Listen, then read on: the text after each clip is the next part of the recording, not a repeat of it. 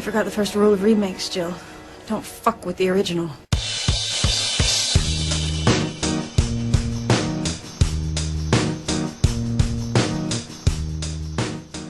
Hey everybody, welcome to another episode of Don't F with the Original. I'm Frank, librarian and very occasional, two occasional writer, not twice occasional writer. Sorry, anyways, I messed up that joke.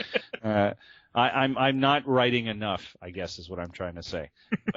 But I'm trying. But I also talk. And I'm Dimitri, editor-in-chief of IndieRomantic.com and movie critic. Now this will be part 2 of our conversation on Planet of the Apes.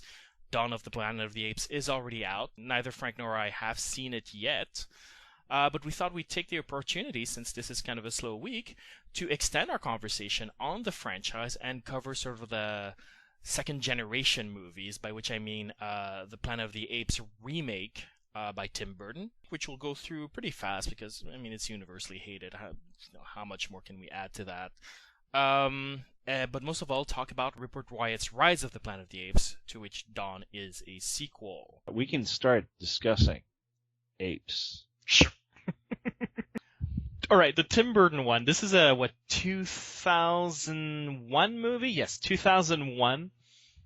Tim Burton tasked with the impossible job of remaking Planet of the Apes. Oh, I'm not going to call it impossible because somebody after him did it. Well, we'll talk about whether or not that's a straight remake. But okay. So what he did, I think, is try to stay closer to the source material, which is a huge mistake. Yeah. In tones, you have a very much more similar protagonist who's a little bit lacking in personality. He's a little bit more... A little bit. Like, I hate to say it, like, the Charlton Heston character was arrogant, but there was a measure of he was somewhat endearing in a strange way.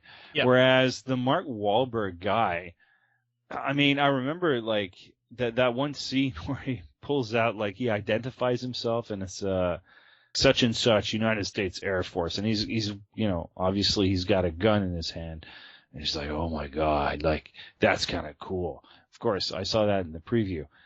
You sit down and watch the movie, and you're like, oh my god, this guy isn't really, you know, Charlton Heston was smart, he was clever, he was he had knowledge of numerous fields. Like, Mark Wahlberg just sits there and just runs around and screams and occasionally fires a gun, but yeah, I don't know. I mean, he's generic in the way an action hero in a serial is generic, you know? Yeah. Yeah, definitely. And that's a big problem in 2001. You watch this and there's nothing to hold on to. I don't care. And yet they start exploring, you know, the ape relationships a little bit more. And of course, Charlton Heston, great cameo, and, you know, damn them all to hell. Ha ha ha, you know, reprises his line, you know, and Tim Roth, it's Tim Roth, isn't it? Yes, it is Tim Roth. Oh my god. As the overall, like, the general, like, oh my god. Very goofy, somewhat interesting, but goofy. Like, I couldn't quite decide what his performance was like.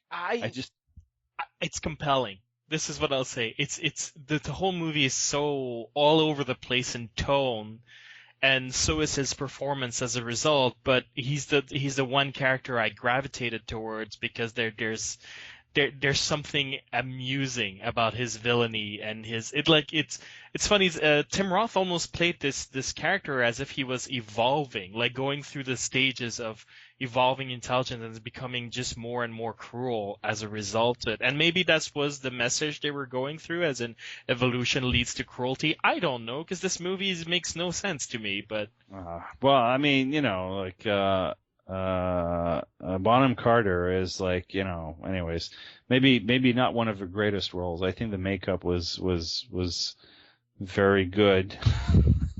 She doesn't get any credit for that, right? Paul Giamatti, they were unrecognizable, and yet it was just a weird movie. But it is a movie, I hate to say, which really lives and dies by the ending. And the ending of that movie was so over the top goofy. I think that was it. That's if it's one of those movies where that I want my money back moment really comes down to the end. It's surprisingly rare. We tend to think, wow, you finish the movie and you think I want my money back, but more often than not, that's because the whole movie is really just horrific. This is not to say that this is a particularly great movie, but I have to say that the ending just really forces you to get up. Terminator 3, another good example as far as I'm concerned. But Planet of the Apes, the Tim Burton remake, just, oh my God, you went there. It's so quintessentially Tim Burton in its character, in its oddness, its weirdness. I don't know what it is about Tim Burton. I think he lost his mind right around that movie. Well, keep in mind that Tim Burton didn't write the movie; he directed it, and he has always said, long before he made this movie, and again long after he made this movie, that he can't tell a good script from a bad script. He always relies on producers to tell him whether the script is bad or not, because he can't tell. He's always said, like, when I see a script, all I see is opportunities for visual and storytelling and various things that I can throw in there. Visually, I can't tell a good story from a bad story. And so that's what's Dimitri, going on. This was not a good script. The ending was horrible. It was just, there are certain, it might have worked in 1968. Even though I look back on the original Planet of the Apes and I think, that ending kicked butt. Mm-hmm. To be certain, the Charlton Heston ending was just, it carried drama, it carried intensity. Whereas this ending, the ending of the 2001 Planet of the Apes remake, was a caricature. It was such a caricature. It was so goofily stupid. For him to land in Washington, D.C., for him to see, the Lincoln Ape Memorial, like, oh my God. Okay, here's the thing about it. I'm going to defend that ending. I'm going to defend that ending not as in, like, it's a good ending. It's not. Either way you look at it, it's not. But I'm going to defend it as in it's not. It might not be as goofy as we all saw it. Because it all depends on... I'm not watching it again. I'm telling you right away, I'm not watching it again. It all depends on whether or not you believe it literally. Like, whether you believe that Mark Wahlberg came back to a version of Earth that is ruled by apes and that had, for some reason, an ape Lincoln. Or... Oh my God. You went there. You went there. And that's how I saw it when I came out of the theaters. Like, when I saw the ending, I was like, oh, it's Gulliver's Travel, where he comes back to Earth. Earth is actually normal, but he's so changed by his experience that he recognizes man as ape the way that Gulliver starts talking to horses and doesn't recognize man as man in the movie. And it's like, it wasn't like mental gymnastics for me to like, oh, that's what it means. Like, I came out of the movie like honestly thinking that that's what they meant, and then I talked to other people and they were like, no, the dude time travel and the ape time travel longer, and that's why the apes took over. It's like, oh, maybe I'm too less literal. I'm maybe too literal, but I very much doubt that they were like. I'm just gonna say I'm not dissing your particular interpretation. I think it's actually an interesting one. I think if that's what they were aiming for, I would say yeah, okay, but it's very difficult for me to really reconcile anything positive from the experience. I did not instantly get my money back. In any case, certainly the movie, regardless of whether you can defend the ending or if it's an inexcusable mess, the movie itself isn't an inexcusable mess. This thing, killed any chance of Planet of the Apes ever coming back to the screen, like, for a decade. Like, it took 10 years for them to come back with Rise. Well, I mean, in a sense, like, again, it's how, you look at the original 1968 movie and it's like it spawned a franchise and you think, I mean, it's okay, it had a long life and then it had a reboot and then it has a second reboot. There's something there that's undoubtedly fascinating. But I will admit that after having suffered, endured the Tim Burton mess, when it was announced that it would be a reboot, and then James Franco was attached and this and that, I will confess, I was like, oh my God, where, are you guys serious? And yet, when the trailers came out, I was very curious, and it took me a long time for me to actually get around to watch the new movie. And when I did, there were occasions where the trailer did not even do justice to the actual movie. The movie impressed me. And maybe, I will confess, maybe it's because I had lowered expectations because of my previous experiences, because of the Tim Burton movies, because of, let's face it, even the really good Planet of the Apes movies from the 70s are still movies from the 70s, This is not to say that movies from the 70s are bad, far from it, but just there was an element for some reason of, I don't know, in the new movie that really, got to me, and I was not disappointed.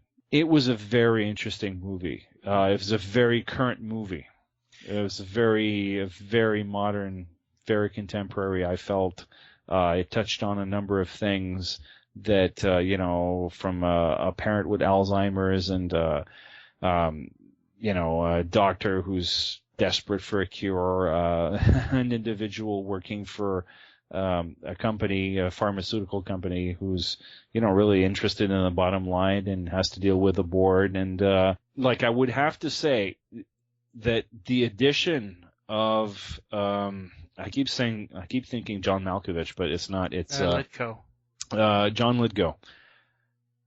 And the motivation behind James Franco researching, and that being the whole idea of okay, we're looking for a cure for Alzheimer's. We're looking for something that's going to stimulate brain growth and testing it on apes. Such a brilliant departure, such a brilliant concept. And to me, what really drew me, and this is something that was so present in the preview to begin with, was the connection.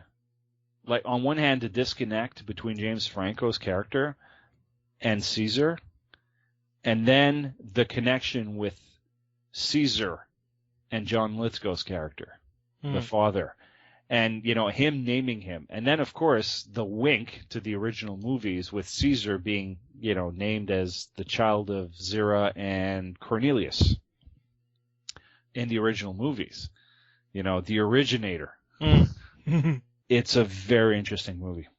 I agree. It's complex. For those of you who don't know, Rise of the Planet of the Apes is essentially positions itself as either a reboot or a prequel to the original Planet of the Apes.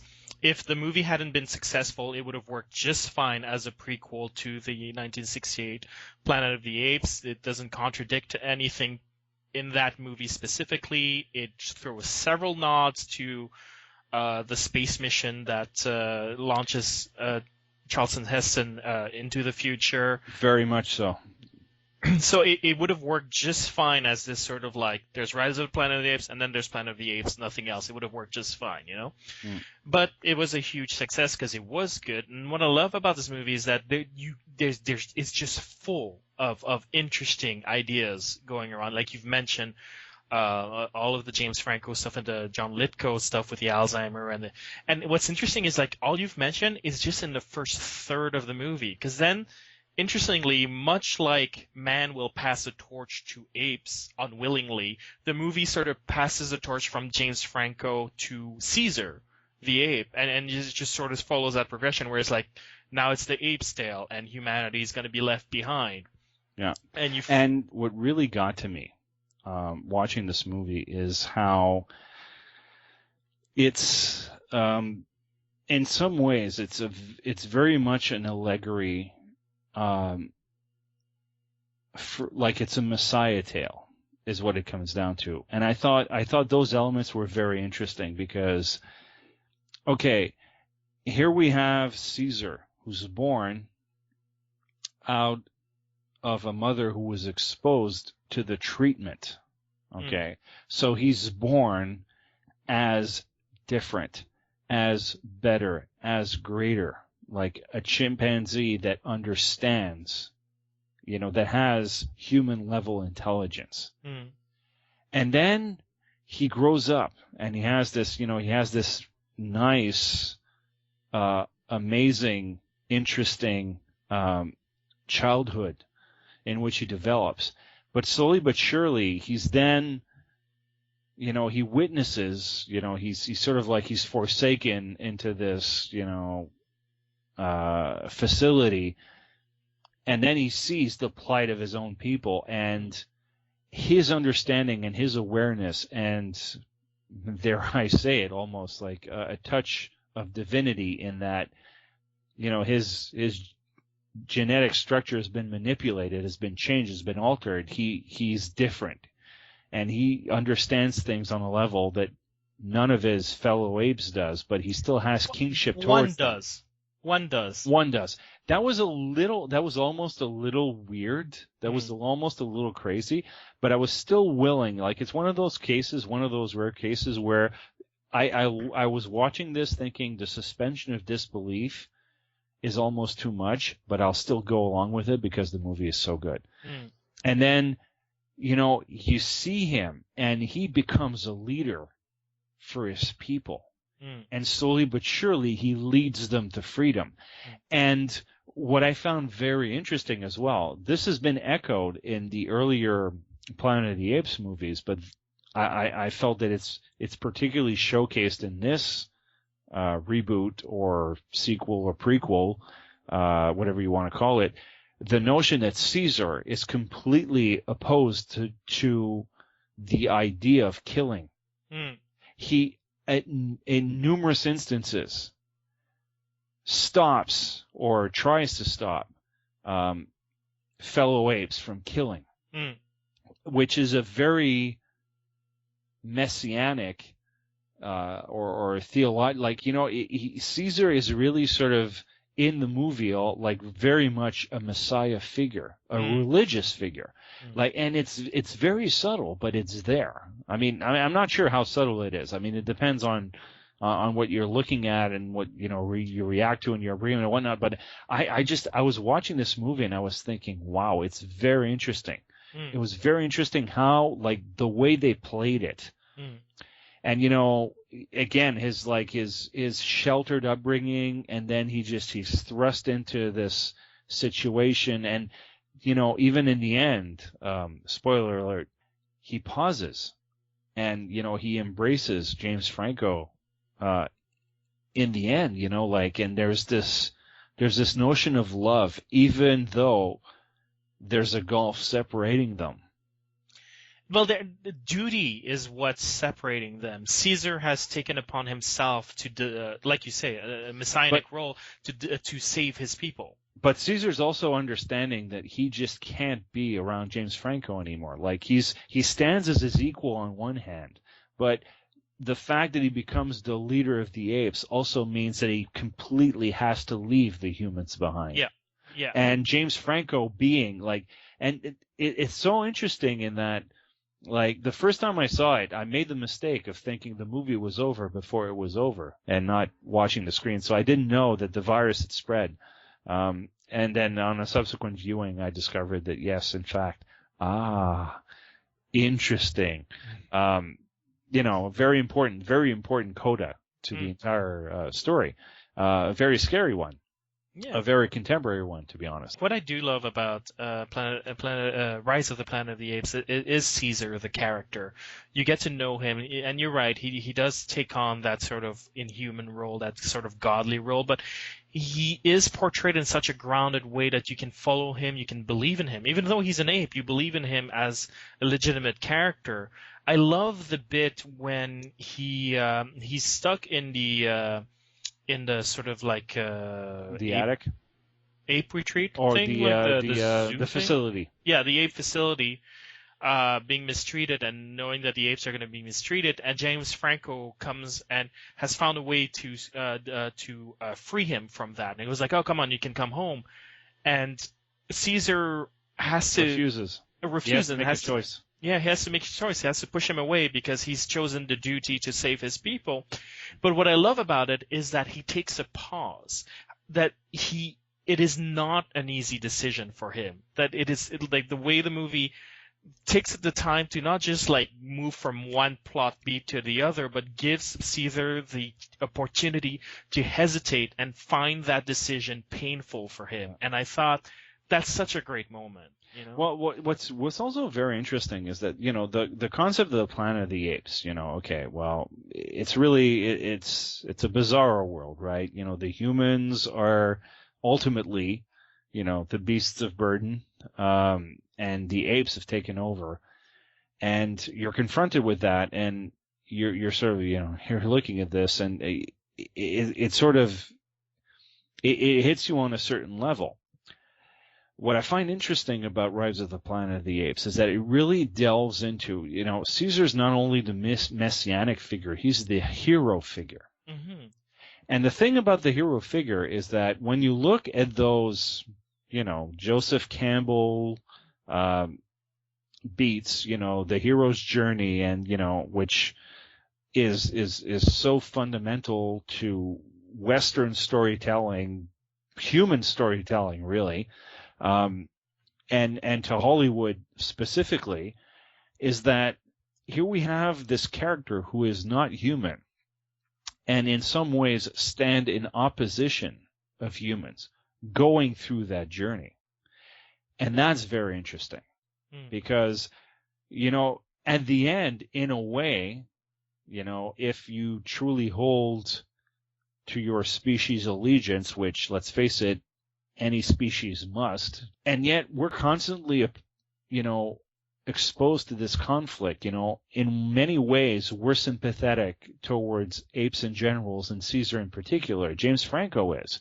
And Caesar is a member of that family, you know, and Caesar is beloved by the father, whom James Franco, like, you know, there's a strong family link that's there. Mm-hmm. Like, I love that scene where, you know, James Franco's father, John Lithgow, is completely confused, and he's walking down the street, and he gets into this car, and the neighbor starts freaking out, and you see Caesar freaking out in the attic, watching the entire, like, he rushes down to defend a member of his own family, you know, and there's this element of, like, on one hand, Caesar is part of the family, but he's also from a different species and this and that. And the hero's journey, the whole path, the whole evolution of him evolving, no pun intended, and sort of coming to understand and coming to terms with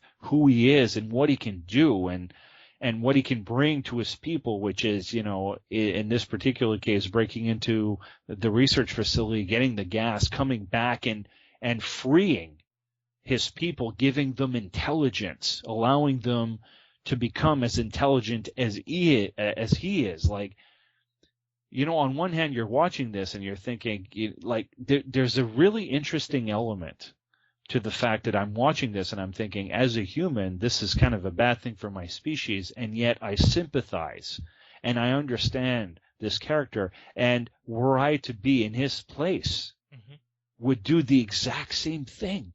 Yeah, we root for him even though he opposes humans. Exactly. There is something very clever and very special about the way the movie is put together and the way the story, like, evolves. And it really, it makes you think. It makes you think about what we do in research facilities. It makes you think about what we do to better ourselves as a species and the cost that it might bring to other species and whatnot. And, ultimately, I guess maybe the movie also serves as an allegory to be careful what you meddle with, right? At the end of the day, that's an age-old story, right? Of the, humans meddling with things they maybe shouldn't meddle with, and the consequences that occur when, hey, guess what?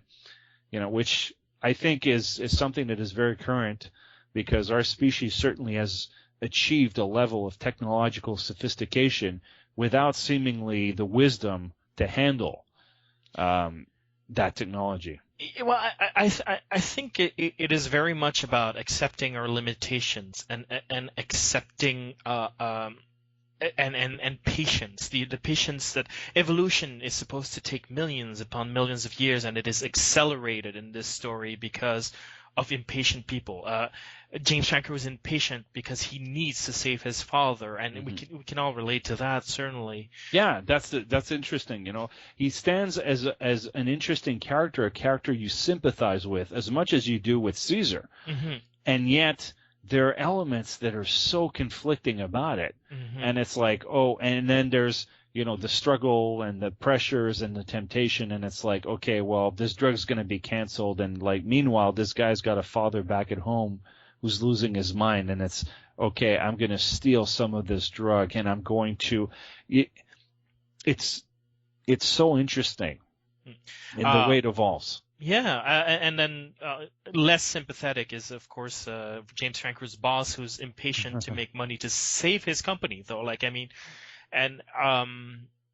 He's far less sympathetic, but it's this all this idea that we've reached a point in humanity culturally where we want things now, and we no longer have the patience to sacrifice the things we want to get what we want. And in so doing, humanity spells its own doom in Rise of the Planet of the Apes. And I think the reason why we sympathize with Caesar's cause, apart from all of his life experience that are so easy to empathize with, is the fact that humanity sort of spelled its own doom without Caesar's doing, and then Caesar just sort of ends up precipitating it without really meaning to, but becomes sort of the purveyor of civilization, because once man dies because of its own doing, it could he's have been the one guy who remembers everything. Exactly, and he's forming intelligent apes who will be able to pass along civilization. I called him a guy, so there you I've go. totally grasped the. I've totally been flummoxed by the movie. Because if he wasn't there, then it would have been the end of all of we've accomplished in terms of civilization. He's gonna be the person, for lack of a better term, who'll usher in a new age and will allow our progress not to be lost completely. And I think that's why we end up rooting for him despite everything, because he's the one thing that's going to counter the end of civilization. He's not going to counter the end of humanity, but he's going to counter the end of civilization. Well, it all brings us to what we expect of the next movie. I've seen the trailer for the new movie. Yes. I'm kind of intrigued, to be certain. But I have to say, like, there's a part of me that kind of wonders if lightning can strike twice. Lightning. Rise of the Planet of the Apes is a very entertaining movie, but again, I think part of it was my lowered expectations. Part of it was the fact that I think it's a really well put together movie, and it's got some really interesting performances. Can the new movie accomplish that? Can the new movie really takes place at a much later period? And I haven't looked at the trailers closely, so I might again be very pleasantly surprised, but I admit that I'm very curious. Well, we have a different director here, which is disappointing, because I love what Rupert Wyatt did with The Rise of the Planet of the Apes.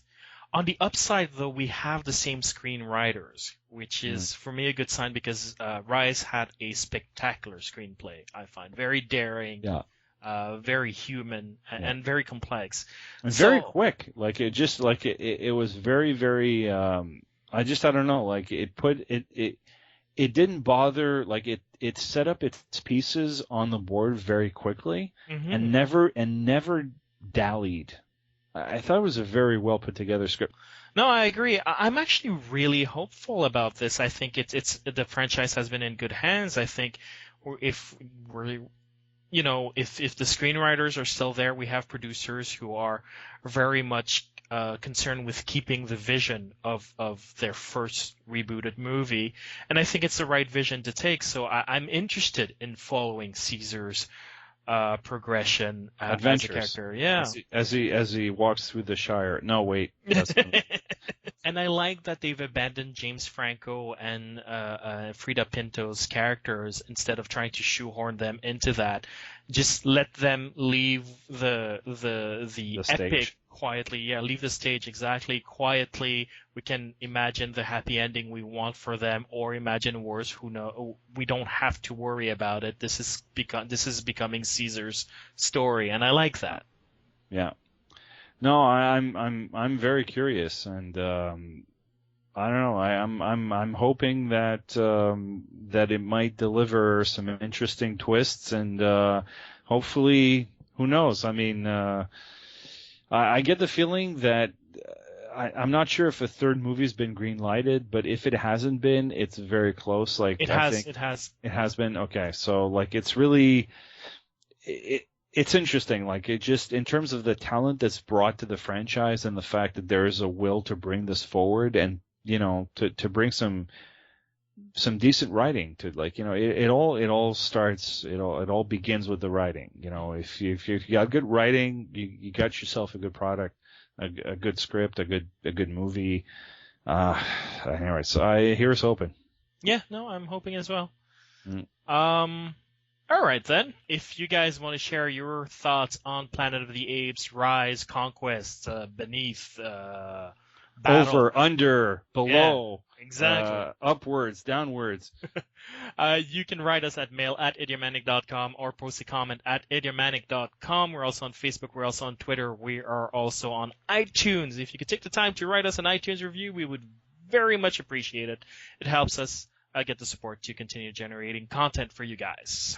Yes, and I will personally respond to every person who posts a comment, even if it is to say good comment. There you have it. I promised to actually say more than just good comment, or I agree, or I disagree. There you have it, folks. We have a challenge. Let's try to overwhelm Frank as much as possible. Whoa, hang on a second. I got a job, dude, guys. I know.